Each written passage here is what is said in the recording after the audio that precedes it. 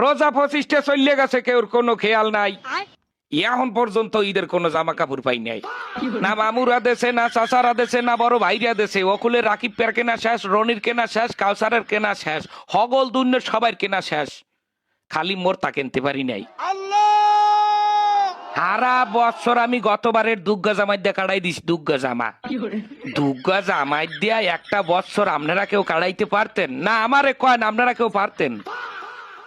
এখন আমার গায়ে যে জামাগুয়া এইটার ক্যাতকুলি সিরা এবং এমন কায়দায় সেরছে যে মানের সামনে বই আমার হাত জাগাইয়া যে আমার মাথা চুলকামু হ্যার উপায় নেই, হেলে ক্যাতকুলিসি নেইবে।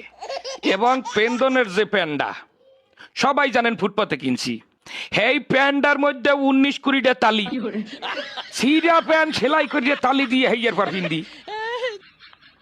আমি আমার বাপ মা, আত্মীয় স্বজন, বড় ভাই ব্রাদার, মামু খালু, বোন বোনাই যারা আছেন সবাই কাছে হাত জোর করিয়ে কই গেলাম, 27 রোজার মধ্যে যদি আমার কেনাকাটা না করিয়া দেন বোঝেন, হ্যালে এবছর ঈদে আমি কোনো জামা কাপড় পিনবো না। হাফ পিনতে খালি গায়ে নামাজে খারাইলে কলো মানে জিগাইবে একবার ক্যার বাইরফো, ক্যার নাতি, ক্যার পোয়া। হেখালে কি আমার আল্লাহর ইজ্জত যাইবে? গেলে কলো সবাই ইজ্জত যাইবে। আমি ভালো করে বলি, আবারও শোনেন।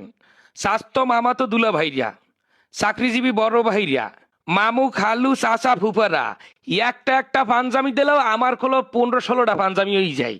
আপনারা জানেন কিনা জানি না, আমার বাপেরা তাহলে 3টা গরু আছে। যদি 27 রোজার মধ্যে আমার কেনাকাটা না করিয়ে দেওয়া হয়, হ্যালো ওই গরু আমি রাখতে হরমুখী।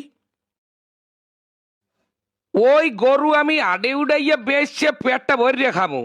বন্ধু বান্ধব লইয়া ববের খাওয়া খাইয়া মার্কেটে যাই, কিন্তু সবটা মার্কেটে খরচ করবো। আপনারা অনেকেই কইতে পারেন যে এটা অসম্ভব কাজ, কিন্তু অসম্ভবকে সম্ভব করা অনন্ত জলিলের কাজ। এটাও আপনাকে মাথায় রাখতে হইবে।